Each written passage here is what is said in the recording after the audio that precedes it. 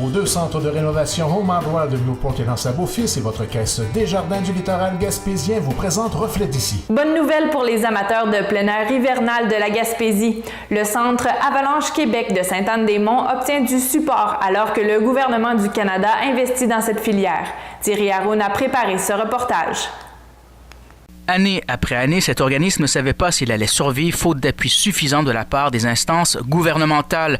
Or, sa pérennité semble assurée à la lumière de l'annonce du ministre fédéral des Finances, Bill Morneau, dans sa mise à jour économique, d'une subvention de 25 millions de dollars pour la sécurité en avalanche au Canada.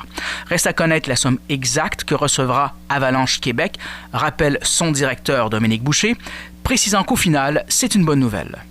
Bien, nous, ce qu'on souhaite avec ces nouveaux financements-là, c'est d'abord stabiliser les programmes. Donc, éviter justement qu'il y ait des menaces de réduction de services ou même des menaces là, d'annulation complète là, des services et des programmes qu'on fait ici au Québec.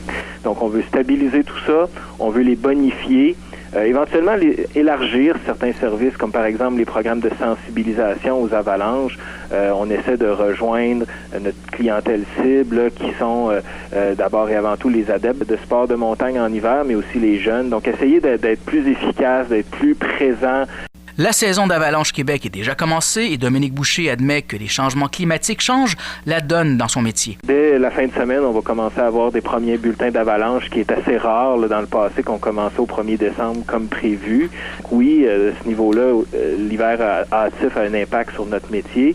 Maintenant, le niveau de risque, lui, varie d'une journée à l'autre. Donc, nous, notre travail, c'est de le suivre quotidiennement. On va dans le terrain sur une base régulière. On a des stations météo, ce qui fait que depuis même quelques semaines déjà, on suit ça, mais là, plus activement pour le communiquer au public dès la fin de semaine. Et évidemment, s'il y a des événements, des épisodes météo qui viennent augmenter le risque, ben, on sera là pour aviser les gens à l'aide de nos bulletins.